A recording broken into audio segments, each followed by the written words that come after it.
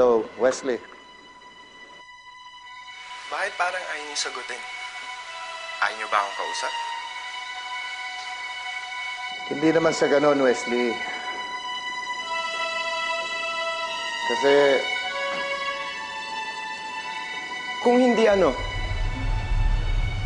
pag-usapan natin yan. Anong ginagawa mo dito?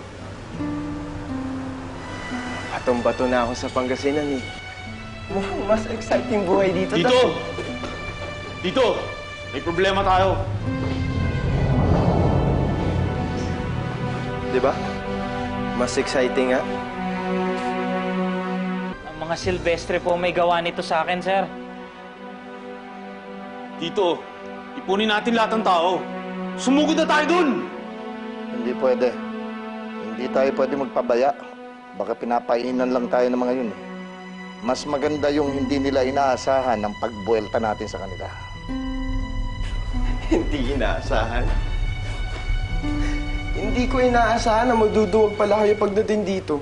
Eh kung nasa Maynila tayo, inubos yun na sila.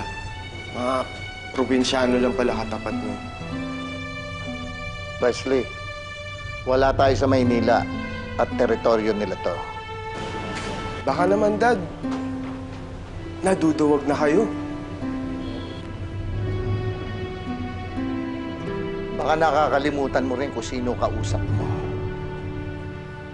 At alam mo kung ano kaya kong gawin.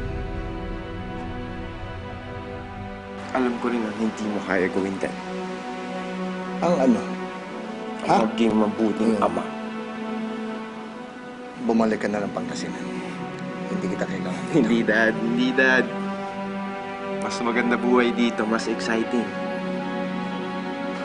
Patutunayan ko sa inyo, hindi na ako malambot.